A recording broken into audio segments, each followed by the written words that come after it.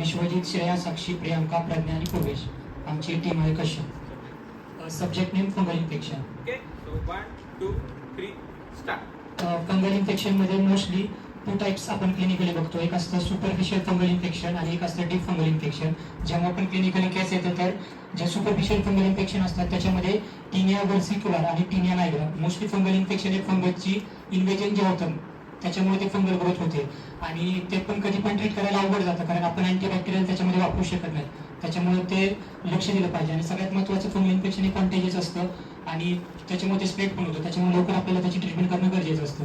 आणि जे सेकंड होतं ते क्युटेनियस फंगल इन्फेक्शन होतं. क्युटेनियस फंगल इन्फेक्शनमध्ये रिंगवर्म जे तुम्ही फेमस आहे मोस्ट ऑफ द पावसाळ्याच्या दिवसामध्ये हे होतंच, तुम्ही बघत असाल, ज्याच्यामध्ये सर्क्युलर पॅच असतो आणि त्यालाच रिंगवर्म म्हणतात. सेकंड वन इज ॲथलीट्स फूट.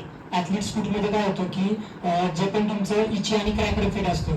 आता ह्याचे फंगलचे जे टाईप्स आहेत ना ते त्यांचं नाव पण सोडतं याच्यावरती पण केलेलं आहे. किंवा प्रायव्हेट पार्ट त्याच्यावरती करून इथं जे फंगल इन्फेक्शन असेल तर त्याला आपण म्हणतो जॉकिंग. हे ते मॉडर्न वाईज केलेलं क्लासिफिकेशन आहे. पण जसं की आपल्याला सरांनी सांगितलं की किती जरी आणि कोणता जरी पेशंट आला तर आपल्याला त्या फॉर्म्युल्यामध्ये सरळ बसवायचं आहे 3+7+3. आता मी तुम्हाला केसेस प्रेझेंट करतो त्याच्यावर आणखी गोष्टी क्लिअर करतो. त्याच्याआधी तुम्हाला कॉजेस सांगतो फंगल इन्फेक्शनचे काय काय आहेत. बर्न अँड मॉइस्ट एन्व्हायरमेंट, त्याच्यानंतर poor hygiene, weak immune system पण आपली लो झालेली असते आणि हायपर हायड्रोसिस. तुम्ही बघता की काय कंडिशनमध्ये हाताला आणि तळव्यांना फक्त घाम येत असतो, त्या कंडिशनमुळे पण फंगल इन्फेक्शनचा चान्सेस असतात. सिम्पटम्समध्ये जर तुम्ही बघायला गेले तर mostly itching, redness of skin and burning sensation. सगळ्यात महत्त्वाचं असतं की आपल्याला डिफरन्शियल डायग्नोसिस आलं पाहिजे कारण स्किन डिसीजमध्ये मोस्टली ते होतं. जेवढं डायग्नोसिस बेटर येईल फंगल इन्फेक्शनचं तेवढी आपली ट्रीटमेंट छान जाऊ शकते. तर आता एक केस प्रेझेंट करतो. एक सिंगल फंगस असते ज्याला आपण ईस्ट बोलतो, ठीक आहे. एक सिंगल फंगलचाच टाईप आहे. तर कॅन्डिडियासिस, ठीक आहे. तर एक पेशंट होती, complaints of white patches, itching with discharge, हे कंप्लेंट घेऊन आली होती. त्याच्यामध्ये प्लेग होता, जर स्त्राव असेल तर आपण म्हणतो प्लेग होता. त्याचे हेतू जर बघितले तर ती कॉर्पोरेटमध्ये जॉबला होती म्हणजे आणि तिचं शेड्यूल पूर्णच ते होतं, विरुद्ध आहार होता, अनहायजीन होतं, अतिस्निग्ध अतिपिच्ची आहार तिचा डेली सेवनामध्ये असायचा आणि दिवासॉक पण असायचा. त्याच्यामुळे कफाची वृद्धी झालेली होती. मग आपण जर आता दोष त्याच्यामध्ये जर मेनली डिक्शनरी बघायला गेलं तर हा कफ दोष होता. आणि धातू जर बघायला गेलं तर रसधातू, रक्तधातू आणि मांसधातू. मी असं का म्हटलं कारण मांस धातूचा उपधातू येतो. मांस धातू वागणीनंतर जो बनतो मेद, त्याचे जे उपधातू आहेत मांस धातूचे स्नायू आणि त्वक आहे.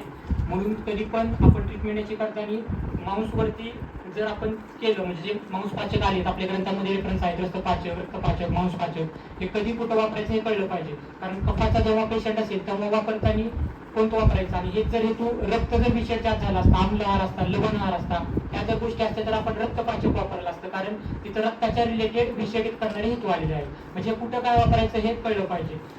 तर ह्या केसमध्ये मग आम्ही दोष धातू सगळ्यात पहिल्यांदा फाइंड आउट केले. दोष तुझे समूर्चना लिहून घ्या ती सांगितलेली ती. मग आता याच्या अँटी सरांनी सांगितलं की आपल्याला करायचे.